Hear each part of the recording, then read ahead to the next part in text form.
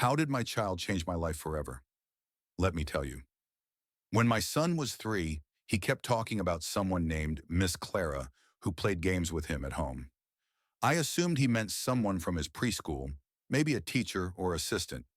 But when I casually mentioned it during pickup one day, his teacher looked confused.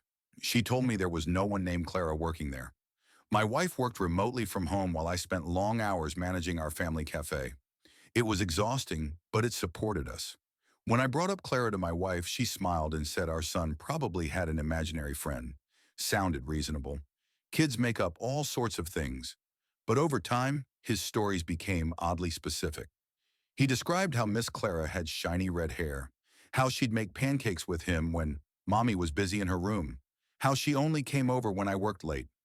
One day, he even brought home a crayon drawing of her for show and tell. Something felt off.